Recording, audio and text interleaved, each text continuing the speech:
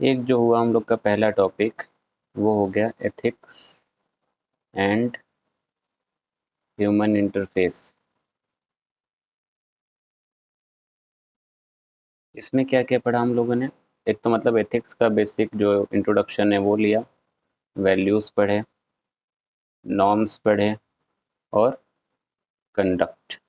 अब बाकी उसमें छोटी छोटी चीज़ें हो गई, टाइप्स हो गए, इनकलकेशन हो गया, वगैरह वगैरह, वो बातें अलग हैं। दूसरा चैप्टर हम लोगों ने क्या पढ़ा? एटीट्यूड, दृष्टिकोण, रवैया, इसका टाइप और फैक्टर्स वगैरह वगैरह, ये सब पढ़ा हम लोगों ने। और साथ ही संबंध भी देखे कई चीज़ों से, वैल्यूज़ के साथ, बिहेवियर के साथ। तीसरा जो चैप्टर पढ़ा हम लोगों ने वो था इमोशनल इंटेलिजेंस। ये एक्चुअली में जो एथिक्स के सिलेबस के हिसाब से ये फोर्थ टॉपिक का आता है, लेकिन हम लोगों ने इसको तीसरे में ही रखा। वजह ये थी, ये तो एथिक्स, हाँ, नहीं, उस पीडीएफ में लिखा है, उस पे मत जाइए। ये पहला जो चैप्टर है वो हमारा फिलोसफी के पार्ट से जुड़ा हुआ था, एथिक्स से। एटीट्यूड जो दूसरा चैप्टर था ये साइकोलॉजी से जुड़ा हुआ था, और इसीलिए साइकोलॉजी से जुड़े होने की वजह से हम लोगों ने फोर्थ जो टॉपिक है इमोशनल इंटेलिजेंस उसको 3 कर दिया। और जो तीसरा टॉपिक था ना उसको हम लोगों ने फोर्थ बना दिया, जो कि आज हम लोग पढ़ेंगे। वो टॉपिक क्या है? एप्टीट्यूड,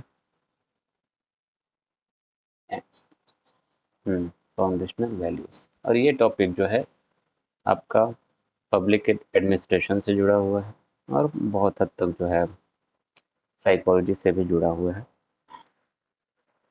तो आज यही पढ़ेंगे, आज मेनली एप्टीट्यूड पढ़ेंगे, और फिर उसके बाद फाउंडेशनल वैल्यूज़ थोड़ा सा पढ़ेंगे। अलग अलग फील्ड में अलग अलग फाउंडेशनल वैल्यूज़ होती हैं।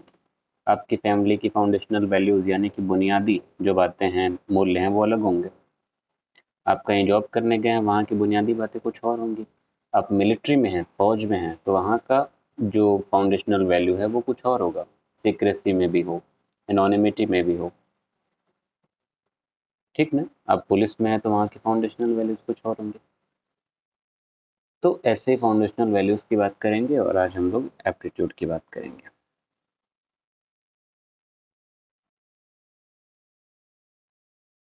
तो क्या है? नहीं, पूरा नहीं खत्म होगा, एप्टीट्यूड पूरा खत्म करेंगे। जी, बोलिए। पीडीएफ नहीं है? अच्छा, लास्ट वाला पीडीएफ नहीं गया आपको? हाँ, चलिए। इसका नहीं है? किसी के पास नहीं गया मतलब? हाँ, तो चलिए हम याद दिलाएंगे क्लास के लास्ट में। अच्छा, किसी किसी को गया, किसी किसी को नहीं गया। असल में ग्रुप नहीं, अलग से पहले क्या होता था ना, क्लास के लिए अलग से ग्रुप रहता था, तो सब ग्रुप में भेजा जाता था, कोई दिक्कत नहीं होती थी। और इस टाइम हम इतने भुलक्कड़ हो गए हैं, याद नहीं होता है कुछ। चलिए, याद दिलाइएगा, लास्ट में भेजेंगे। एप्टीट्यूड जो है, इंट्रोडक्टरी क्लास में इसके बारे में भी थोड़ा सा बताया गया था, और परसों क्लास में डिस्कशन करते वक्त ये बताया गया था कि aptitude is the basic ability which is required to be successful in specific field. यानी कि ये ऐसी योग्यता है जो किसी खास फील्ड में, किसी विशेष क्षेत्र में सफल होने के लिए आवश्यक है। ये होता है एप्टीट्यूड, ठीक है? या फिर कह लीजिए, ये एक तरीके की आपकी योग्यता है जो किसी खास काम को करने के लिए होती है, और किसी खास लेवल पे, ठीक है? और इसको एक आम भाषा में हम लोग बोल सकते हैं टैलेंट। और इसीलिए एप्टीट्यूड की जो हिंदी मीनिंग आती है ना, वो आती है प्रतिभा। ये आपका कह लीजिए कि फिजिकल भी हो सकता है और मेंटल भी हो सकता है। चेस खेलना सबके बस की बात नहीं होती है, उसके लिए खास तरीके का दिमाग चाहिए। मेंटल हो गया, ये क्या है? ये जो प्रतिभा है, ये टैलेंट है, ये एप्टीट्यूड हो गया। क्रिकेट खेलने के लिए हर इंसान बेहतर तरीके से नहीं परफॉर्म कर सकता, जैसे हम एग्जांपल दिए ना, कोई काहिल है, सुस्त इंसान है, तो वो कहाँ से फील्डिंग करेगा? तो फिजिकल लेवल पे भी एप्टीट्यूड हो सकता है। इसीलिए आसान भाषा में इसको डिफाइन किया गया है कि ये एक तरीके की क्विकनेस है किसी भी स्पेसिफिक फील्ड में सक्सेसफुल होने के लिए। ठीक है। अगर इसका थोड़ा शुरुआती बात की जाए तो ये भी टर्म बहुत पहले से नहीं था एप्टीट्यूड। पहले तो जैसे सिर्फ आईक्यू की बातें हो रही थी, इंटेलिजेंस की बातें हो रही थी कि हाँ जो है उसको लेके अलग अलग थियरी दी गई। वन फैक्टर थियरी दी गई, या फिर मल्टीपल इंटेलिजेंसेस की थियरी दी गई, या फिर टू फैक्टर थियरी भी दी गई थी। चार्ल्स स्पियरमैन ने दिया था ना कि जनरल फैक्टर और स्पेसिफिक फैक्टर। तो उसके बेसिस पे किसी इंसान की खासियत को पहचाना जा रहा था। बाद में मल्टीपल इंटेलिजेंसेस आ गया, गार्डेनर का दिया हुआ, उससे पहचानने की कोशिश की गई। लेकिन एप्टीट्यूड जैसी अभी चीज़ आई नहीं थी। वो आई कैसे? हुआ ये कि ये इंटेलिजेंस की तो बात हो ही रही थी, मल्टीपल इंटेलिजेंस की भी बात हो रही थी, लेकिन साइकोलॉजिस्ट के दिमाग में एक बात आई कि क्यों ऐसे बहुत से इंटेलिजेंट लोग भी हैं, बहुत बेहतर लोग भी हैं, लेकिन फिर भी वो किसी खास फील्ड में बेहतर परफॉर्म नहीं कर पा रहे हैं, अच्छे से उसमें परफॉर्मेंस नहीं दे पा रहे हैं। बहुत इंटेलिजेंट है, मतलब सामने से ये कंफर्म है कि वो इंसान बहुत इंटेलिजेंट है, बहुत बेहतर है, लेकिन फिर भी कोई अगर एक स्पेसिफिक टास्क करने को दिया जा रहा है तो वो टास्क वो नहीं कर पा रहा है। और इसी की खोजबीन में जो रास्ता निकला, वो रास्ता किधर बढ़ा? वो रास्ता बढ़ा एप्टीट्यूड की तरफ। ठीक ना? किसी इंसान को बात करने का बहुत अच्छा ढंग है, इंटेलिजेंट है, मोदी जी बात बहुत बढ़िया से कर रहे हैं, ऐसी बात कर दे रहे हैं कि सामने की 2000 की भीड़ एकदम खुश हो जा रही है। इंटेलिजेंस है, इमोशनली इंटेलिजेंस है, खासियत है ये भी। कोई इंसान मैथमेटिक्स बहुत बढ़िया सॉल्व कर रहा है, या फिर मान लीजिए कोई इंसान पेंटिंग बहुत बढ़िया बना रहा है, हर काबिलियत है, या फिर एक वर्ड आता है, हर फन मौला, बोलते हैं ना, हर चीज़ में बेहतर है। फिर भी कोई एक स्पेसिफिक फील्ड होगी जिसमें वो परफॉर्म नहीं कर पा रहा है। तो वही जो एक स्पेसिफिक खास फील्ड है जिसमें वो परफॉर्म नहीं कर पा रहा है, वो क्यों नहीं कर पा रहा है? वहीं पे जो कमी है वो कमी है एप्टीट्यूड की। ठीक है ना? क्रिकेट खेलना है, क्रिकेट के लिए आपके लिए ज़रूरी है कि आप क्विक होने चाहिए, जो है आपके अंदर एनर्जी होनी चाहिए, तुरंत जो है कैच लेने की आपके अंदर हिम्मत होनी चाहिए, नहीं कि आप बैठे हैं धीरे धीरे जो है थुल थुल पेट के साथ आप दौड़े जा रहे हैं, और जब तक आप पहुंचे वो या तो कैच ही छूटा और वो आदमी जो है रन लेके भाग गया, मतलब 2-3 रन ले लिए उसने। ठीक है ना? तो एप्टीट्यूड क्या है, समझ में आया ना? अब इसको लेके कई लोग जैसे कंफ्यूज्ड हो जाते हैं कि एप्टीट्यूड, जैसे एक स्टूडेंट है हमारे यहाँ साइबा परवीन, ईस्ट, अभी तो एबसेंट है। अब शुरू में वो कंफ्यूज थी बहुत ज़्यादा कि सिविल सर्वेंट्स बनने के लिए या आईएएस क्लियर करने के लिए एक एबिलिटी होनी चाहिए, बेसिक एबिलिटी है कि हाँ कम्युनिकेशन बेहतर हो, एक उसी हिसाब से तौर तरीका हो, उसी के हिसाब से अप्रोच होनी चाहिए। तो उसको लेके परेशान क्यों? क्योंकि हुआ ये ना कि एप्टीट्यूड जो है जनरली क्या होता है, इनेट होता है, यानी कि पैदाइशी होता है। तो जिन लोगों का थोड़ा कॉन्फिडेंस कम होता है, जिनकी कम्युनिकेशन स्किल बेहतर नहीं होती है डर की वजह से, तो उनके मन में ऐसे सवाल आना एक आम सी बात है कि वो सोचेंगे, वो उनके माइंड में तो बैठ गया कि हाँ एप्टीट्यूड जो है जन्मजात चीज़ है, मेरे अंदर तो नहीं है, ये कमी है वो कमी है, ऐसे सवाल आना लाजमी। लेकिन जनरली ये इन्नेट होता है। इस सवाल का जवाब यही है कि जनरली ये इन्नेट होता है, सामान्यतः जन्मजात होता है, लेकिन उसको अक्वायर भी किया जा सकता है। कैसे अक्वायर कर सकते हैं? परसिवरेंस से और पेशेंस से।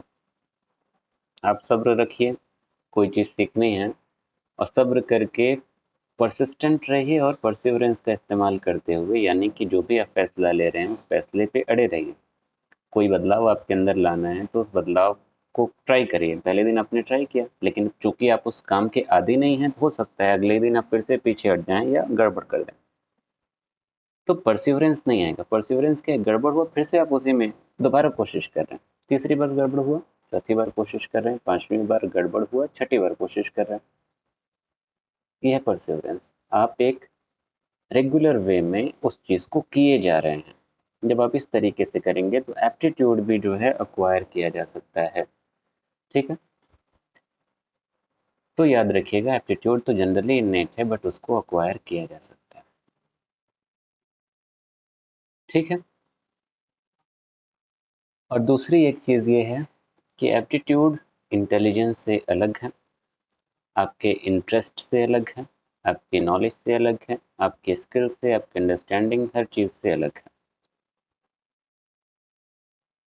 जैसे कहा जा सकता है कि आपको सक्सेसफुल होने के लिए, अगर हम क्वेश्चन पूछें आपसे कि आपको सक्सेसफुल होना है किसी फील्ड में, किसी किसी भी जॉब में या कहीं पे भी आपको सक्सेसफुल होना है, तो आप क्या बोलेंगे कि हाँ हार्ड वर्क करो, या फिर आप इंटरेस्ट की बात करेंगे, या फिर आप जो है स्किल डेवलपमेंट की बात करेंगे, या मे भी कम्युनिकेशन की बात करें, या फिर आप आईक्यू की बात करें, इंटेलिजेंस की, है ना, कि यहाँ सक्सेसफुल होने के लिए ज़रूरी है, ज़रूरी, लेकिन ये सब सेकेंडरी है। एप्टीट्यूड जो है प्राइमरी है। जब आप अपने एप्टीट्यूड को पहचान लेंगे और उसके बाद इसमें से कोई एक चीज़ चूज करके आप आसानी से सक्सेसफुल हो सकते हैं। ठीक ना, तो इस तरीके से एप्टीट्यूड बाकी चीज़ों से अलग है। आपको क्रिकेटर बनना है, जैसे भी क्रिकेटर का एग्जांपल दिए ना, तो आप नॉलेज कितना भी ले लीजिए क्रिकेट के बारे में, सिर्फ नॉलेज की वजह से क्या आप बन जाएंगे क्रिकेटर, जब तक कि आपके अंदर एप्टीट्यूड ना हो उस चीज़ का? नहीं, नहीं हो पाएगा ना। तो इसलिए एप्टीट्यूड इन सब चीज़ों से अलग है। चलिए, दूसरी चीज़ क्या है? दूसरी चीज़ है, ये बहुत ही आसानी से समझ में आ जाएगा, वो है एप्टीट्यूड एंड इंटरेस्ट। अब एप्टीट्यूड और इंटरेस्ट में ज़्यादा ताम झाम करने की ज़रूरत नहीं है, लेकिन अगर मैप आप अपने डायग्राम और जो है नोट्स में देखेंगे डायग्राम, तो ये रिलेशन बनता हुआ दिखाई देता है। इंटरेस्ट का कुछ हिस्सा जो है आपका एप्टीट्यूड, और एप्टीट्यूड का कुछ हिस्सा आपको इंटरेस्ट में जो है ब्लेंड होता हुआ दिख रहा है। तो ब्लेंडिंग ब्लेंडिंग छोड़ दीजिए, एग्जाम्पल के थ्रू समझिए। मान लीजिए कि आपका एप्टीट्यूड है चेस खेलना, महारत हासिल है आपको, एप्टीट्यूड तो है उसमें, लेकिन आपका इंटरेस्ट है क्रिकेट खेलना, लूडो खेलना। मुमकिन है ना? हो सकता है आप लूडो अच्छा नहीं खेल रहे हैं, एप्टीट्यूड तो आपका चेस में है, यानी कि चेस बहुत बेहतर खेल रहे हैं, लेकिन आपका इंटरेस्ट लूडो में, भले वो अच्छा खेलें या बुरा खेलें। तो एप्टीट्यूड और इंटरेस्ट के बीच में एकदम सीधा सीधा यही कनेक्शन है। ठीक ना, इसको कुछ और एग्जाम्पल के थ्रू हम लोग समझ सकते हैं कि अगर एप्टीट्यूड और जो है इंटरेस्ट का कॉम्बिनेशन देखा जाए तो क्या रिजल्ट आपको नजर आएगा। अच्छा, इंटरेस्ट क्या होता है, एप्टीट्यूड क्या होता है, वो तो समझ गए आप। हाँ, तो अगर उसको थोड़ा डिफाइन करना हो, जैसे एप्टीट्यूड को तो हमने बोल दिया कि प्रतिभा, और वो प्रतिभा क्या, यानी कि किसी खास फील्ड में, खास क्षेत्र में आपको सफल होने के लिए ज़रूरी है, ये हो गया आपका एप्टीट्यूड। इंटरेस्ट क्या बोलेंगे? किसी भी चीज़ की तरफ झुकाव होना, रुचि होना, आकर्षण होना, हाँ खिंचाव होना, किसी चीज़ की तरफ जाने में संतुष्टि होना, ये भी आपका क्या है, इंटरेस्ट है ना। अगर इनका रिलेशनशिप देखा जाए, एग्जाम्पल के थ्रू रिलेशनशिप अगर हम लोग समझें आसानी से, तो देखिए, अगर मान लीजिए कि आपका ये एप्टीट्यूड हो गया, ये आपका इंटरेस्ट हो गया, अगर आपका किसी भी स्पेसिफिक फील्ड में एप्टीट्यूड है, मौजूद है, लेकिन आपको उसमें इंटरेस्ट नहीं है, ये कैसा परिणाम आपको दिखाई देगा आपके जीवन में? सोच के बताइएगा।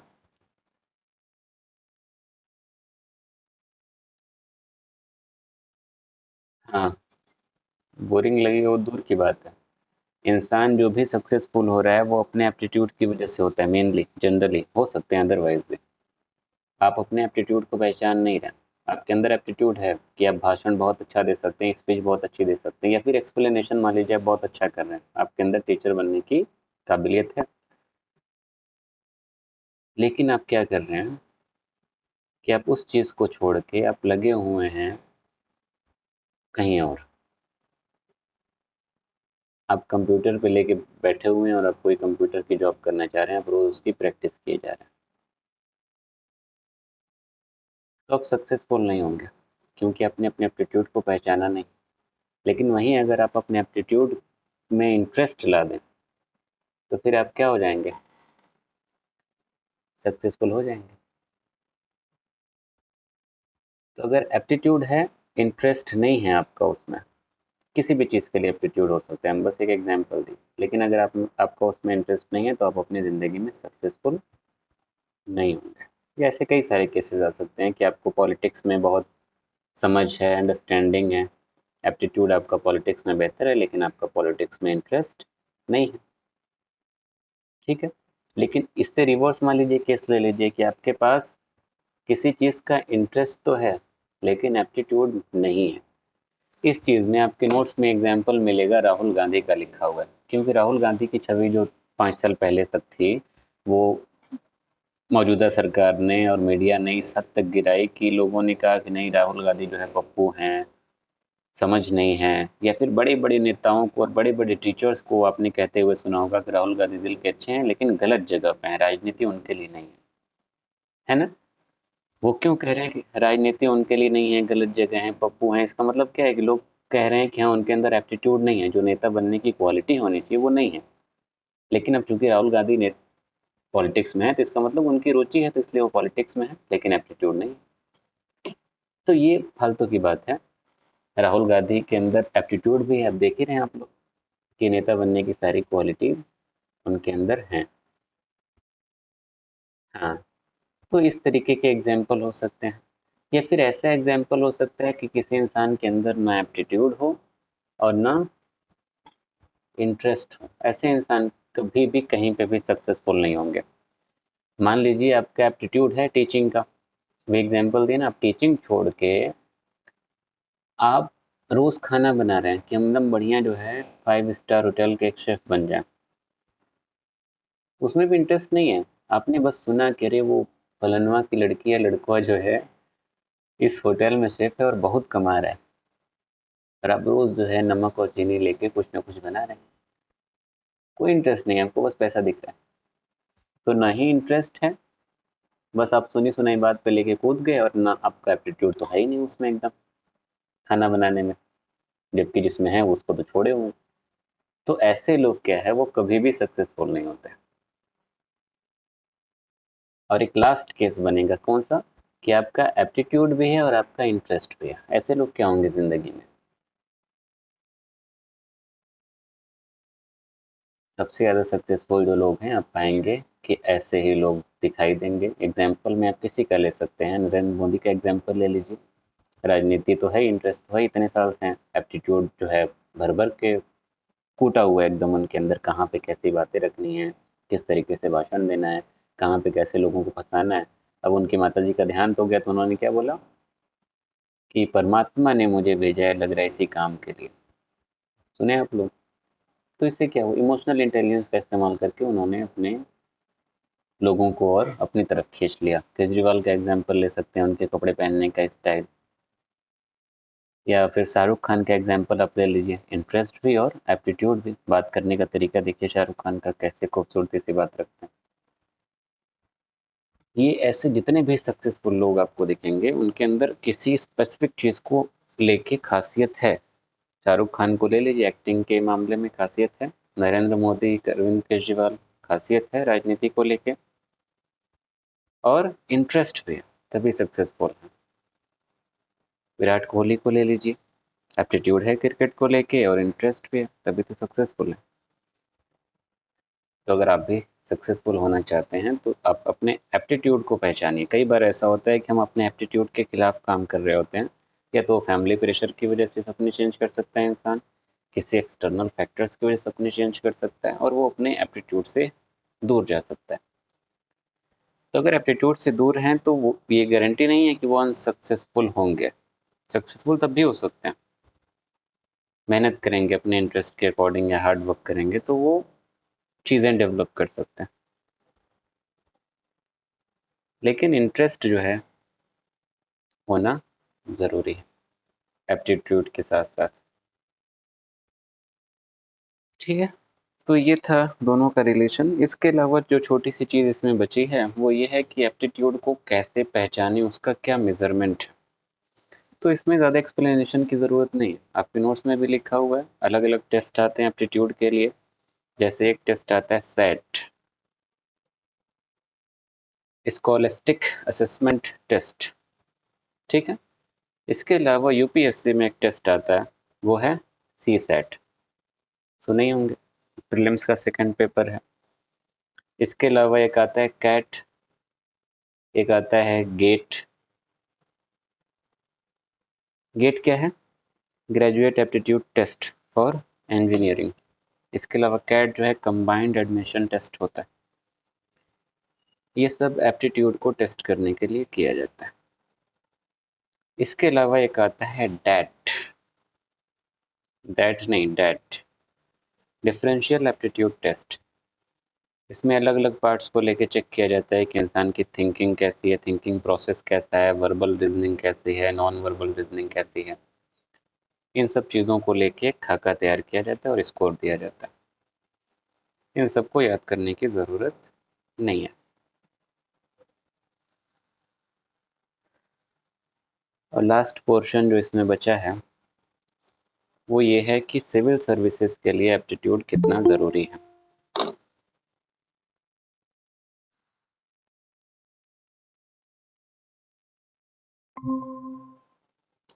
सिविल सर्विसेज के लिए एप्टीट्यूड इसलिए भी ज़रूरी है कि जाहिर सी बात है, मान लीजिए अगर आप आईएएस बन गए, मतलब ये डीएम बन गए, एसडीएम बन गए, तो आपको पूरे ज़िले को लगभग संभालना है।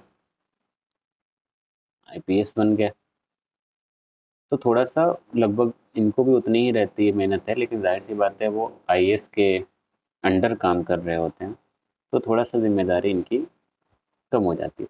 दोनों ही केस में जो आपकी ज़रूरत है वो ये है कि आप कैसे सिचुएशन को हैंडल करें। आपके सामने प्रॉब्लम है तो आप कैसे उस प्रॉब्लम को सॉल्व करें, डिसीजन मेकिंग कैसे है आपकी। पता चला आप बहुत ज़्यादा नेगेटिव हैं, बहुत ज़्यादा इमोशनल हैं, जैसे सिविल सर्विसेज के लिए एक एप्टीट्यूड की ज़रूरत होनी चाहिए। वो एप्टीट्यूड क्या है कि आपको प्रॉब्लम सॉल्विंग जो है आनी चाहिए। पता चला आप बहुत इमोशनल हैं, आपको 12 बजे रात को मर्डर की खबर आई, आप तुरंत वहाँ पहुँचे, आपने देखा कि एक जो है किसी इंसान को मारा गया है, गर्दन जो है सर से अलग है। आप वहीं पे कोना पकड़ के भौं भौं रोना शुरू कर दिए। ये एप्टीट्यूड नहीं है ना। एप्टीट्यूड क्या है कि आप प्रॉब्लम के सामने खड़े रहें और बिल्कुल जो है न्यूट्रल रहें। इमोशन भी नहीं आना चाहिए, रोना भी नहीं चाहिए। एक जो है सामने आपका रिश्तेदार भी हो, वहाँ पे नर्म नहीं पड़ना है आपको। क्या क्या सिचुएशन है, आपने देखा कि यहाँ लाश कहाँ गिरी है, यहाँ दाग है, वहाँ दाग है, ये सारा एनालिसिस आप करें कि यहाँ देखें किधर से आया होगा, दरवाजे पे खरोच है कि नहीं है, दरवाज़ा ताला तोड़ के आया है या दरवाज़ा खोल के आया है। खोल के आया तो इसका मतलब जान पहचान वाला होगा, तोड़ के आया तो कोई बाहर का होगा, है ना। कपड़े उपड़े फटे हैं लाश के कि नहीं फटे हैं, सामने आसपास कहीं खाना वाना रखा है कि नहीं, चाय का कप है तो इसका मतलब मेहमान होगा। ये सारी जो एबिलिटी है ये आपके आईपीएस बनने के लिए ज़रूरी है। यही तो एप्टीट्यूड है। तो आपको एक प्रॉब्लम सॉल्विंग अप्रोच आपके अंदर होनी चाहिए, बेहतर फैसला लेने की शक्ति होनी चाहिए, कैसे एनालाइज करें चीज़ों को, कैसे जो है चीज़ों को समझें। जैसे इसमें क्रिटिकल अंडरस्टैंडिंग भी ज़रूरी है। जब तक आप क्रिटिकल नहीं होंगे कोई केस सॉल्व नहीं कर सकते। क्रिटिकल अब तब होंगे जब आप अपने इमोशंस को कंट्रोल कर पाएँ। सामने वाले ने रो के कह दिया कि नहीं हम कुछ नहीं किए हैं, हम कैसे मार सकते हैं, मेरा तो ये जो है बचपन का दोस्त है या हम पाल पोस के बड़ा किया, आपने मान लिया। वो 1000% भी सच बोले तो आपको वहाँ पे क्रिटिकल होना ज़रूरी है, ये आपका धर्म है। है ना। अगर क्रिटिकल नहीं है, इमोशनल बहुत ज़्यादा है, तो आप तुरंत वहाँ बात मान लेंगे और तुरंत उसको आप जो है शक की निगाह से किनारे कर देंगे और दूसरे लोगों पे फोकस कर देंगे और पता चला 2 साल बाद केस सॉल्व हुआ तो वही असली कातिल निकला। तो ये सारी क्वालिटीज़ होनी चाहिए। इसके अलावा बातचीत करने का तरीका होना चाहिए, लिंग्विस्टिक स्किल्स होनी चाहिए। बातचीत करने का तरीके के साथ साथ आप किस भाषा में बात करें। अब केरला चले गए, वहाँ के लोग अपनी भाषा बोल रहे हैं, आप अपना हिंदी में या इंग्लिश में बोल के चले, कुछ पल्ले ही नहीं पड़ा उन लोग को। और बहुत ज़्यादा दिक्कत है सीखने में, तो आप अपने साथ ट्रांसलेटर रखें या फिर वैसे लोगों को रखें जो कम्युनिकेशन में हेल्प कर सकें। इसके अलावा इसमें आपका पॉइंट दिया हुआ है कि जीएस सब्जेक्ट्स जो हैं आपका history, constitution, science, technology, economy, ये सारे सब्जेक्ट तो आपको पढ़ने ही। तो ये भी एक एप्टीट्यूड डेवलप करने में मदद करता है। और ये सारी चीज़ें आपकी, चाहे वो डिसीजन मेकिंग हो, आपका एनालिसिस करने का तरीका हो, आपकी रेशनैलिटी हो, लैंग्वेज हो, या फिर जो है कम्युनिकेशन का तरीका हो, या मैथमेटिक्स आपका कैलकुलेशन देखना हो, ये सारी चीज़ें यूपीएससी किस तरीके से डेवलप करता है। यानी कि ये सारी चीज़ें आपका क्या हो गई, सिविल सर्विसेज के लिए ये आपका एप्टीट्यूड हो गया। और ये यूपीएससी कैसे प्रिपेयर कर रहा है आपको, प्रीलिम्स के 2 पेपर देके। एक तो जनरल स्टडीज हो गया, उसके तहत आप कॉन्स्टिट्यूशन, हिस्ट्री वगैरह पढ़ लिए, और दूसरा सी सेट हो गया, यानी कि एप्टीट्यूड तो इसमें डायरेक्टली आ गया। इसके अलावा आपकी लैंग्वेज या लिंग्विस्टिक स्किल्स कैसे डेवलप कर रहा है, कॉम्प्रिहेंशन कैसे डेवलप कर रहा है। आपको इससे का एक पेपर दे दिया यूपीएससी ने, आप अपना कॉम्प्रिहेंशन डेवलप करिए, प्रॉब्लम सॉल्विंग जो है डेवलप करिए, क्रिटिकल थिंकिंग डेवलप करिए। और लैंग्वेज का पेपर दे दिया है कि आप एक तो लैंग्वेज इंग्लिश लीजिए, और एक अब जो भी लैंग्वेज आप चाहते हैं, आप हिंदी, कन्नड़, तेलुगु, पंजाबी जो चाहते हैं वो एक लैंग्वेज लीजिए। और जीएस 1 2 3 इसके ज़रिए आप हिस्ट्री, ज्योग्राफी, पॉलिटी, इन सब चीज़ की नॉलेज लीजिए। और जो है पेपर 4 एथिक्स आप पूरा पढ़िए, ये भी एडमिनिस्ट्रेशन में हेल्प करेगा। और last but not least, interview का आखिरी पेपर होता है, वो आपकी ओवरऑल पर्सनैलिटी को चेक करते हैं। और जब आप इन सब चीज़ से गुजरते हैं तो आप पाएंगे कि जो सिविल सर्विसेज के लिए एप्टीट्यूड चाहिए वो एप्टीट्यूड आप में डेवलप हो चुका होगा। क्यों? क्योंकि तभी तो आप वहाँ पे पहुँचे। ये अलग बात है कि इसमें भी फेक लोग चीज़ें इस्तेमाल करते हैं। आपने एथिक्स में तो पढ़ लिया कि हाँ, कैसे हम दोनों साइड सुने, झगड़ा हो रही है तो दोनों की साइड को कैसे समझें और तुरंत जो है इल्ज़ाम न लगाएं, उनकी साइड भी देखें, उनकी जगह पे अपने आप को रख के देखें। तो कॉपी में लिखने में क्या जा रहा है, और इंटरव्यू में सामने से टीचर पूछ रहा है तो उसमें जवाब देने में क्या जा रहा है। दिल में तो कुछ और हो सकता है, बस नंबर पाने के लिए, मार्क्स बढ़ाने के लिए आपने झूठ किताब में लिख दिया कि हाँ हम दोनों साइड देखेंगे, फिर उनकी बात भी सुनेंगे, माँ ने इतने प्यार से हमको पाला है तो प्रेमिका की बात में आके भाग के शादी नहीं करेंगे, आपने सारी बातें लिख दी। क्या गारंटी है कि वो अपने दिल से लिखा है। तो इस पे भी सवाल उठते रहते हैं कि आप एप्टीट्यूड डेवलप कर दीजिए, एथिकल माइंडसेट डेवलप कर दीजिए एथिक्स के पेपर से, लेकिन फिर भी लोग तामझाम करते ही हैं। और आजकल तो ये आम बात हो गई, आईएएस की न्यूज़ आजकल देखते होंगे कि इस आईएएस ने ये फेक सर्टिफिकेट बनवाया, तो ये किया तो वो किया। इसका एग्जाम्पल जैसे हम पहले क्लास में बताए थे, विकास सर कहते हैं ना, जब जो है क्लास शुरू करते हैं एथिक्स की, तो एग्जाम्पल लिख देंगे कि एक क्वेश्चन पेपर मान लीजिए आपके पास है, क्वेश्चन दिया हुआ है कि आप कहीं जा रहे हैं, रास्ते में आपको ईंट दिखती है बीच रास्ते में। 4 ऑप्शन लिखा है कि आप ईंट को उठाएंगे, किनारे रख देंगे, दूसरा ऑप्शन है कि आप वहीं ईंट को छोड़ देंगे, तीसरा ऑप्शन है कि आप उसको और मान लीजिए बुरी जगह पे रख दीजिए। ऐसे कुछ ऑप्शन है। तो जितने भी हैं, 2000 लोग अगर पेपर दे रहे हैं तो 2000 के 2000 क्या ऑप्शन चूज करेंगे, वो क्या ऑप्शन लिख के आएंगे, यही लिख के आएंगे कि हम उठा के किनारे कर देंगे। सब करेंगे, सब यही लिखेंगे, सब पास हो गए। लेकिन वही 2000 लोगों को आप रोड पे दौड़ाइए और ईंट रखिए सामने, और आप देखिएगा उसमें से शायद 200 ऐसे होंगे या वो भी नहीं होंगे जो उस ईंट को उठा के किनारे करेंगे। है कि नहीं ऐसा?